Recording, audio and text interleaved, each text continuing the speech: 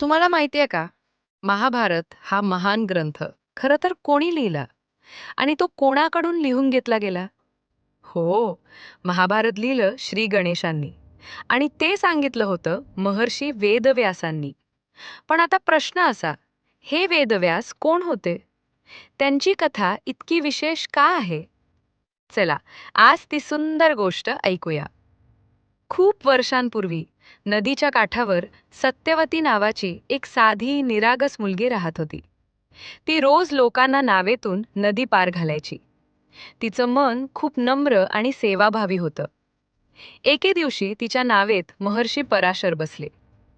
प्रवासात त्यांनी सत्यवतीचा सरळ आणि पवित्र स्वभाव पाहिला आणि ते तिच्यावर फार प्रसन्न झाले.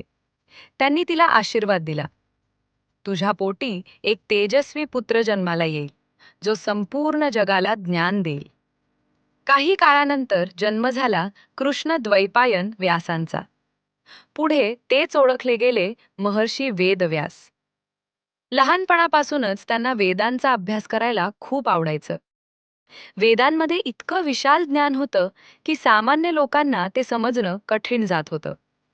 मग वेदव्यासांनी ठरवलं, हे ज्ञान सगळ्यांना समजायला हवं आणि त्यांनी वेद 4 भागात विभागले: ऋग्वेद, यजुर्वेद, सामवेद आणि अथर्ववेद.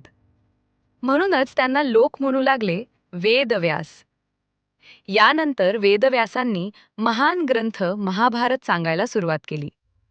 पण ते लिहिण्यासाठी त्यांना हवे होते श्री गणेश. गणेशांनी मान्य केलं, पण एक कठीण अट घातली.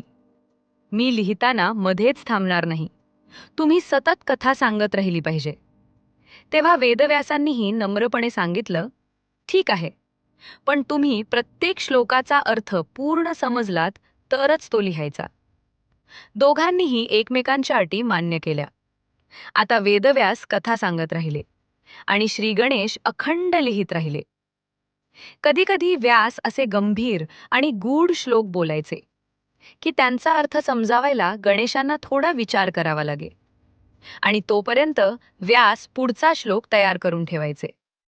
अशा प्रकारे हा अमर ग्रंथ महाभारत तयार झाला.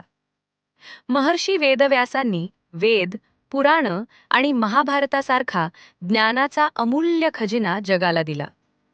म्हणूनच त्यांचं स्थान अजरामर आहे, सदैव तेजस्वी.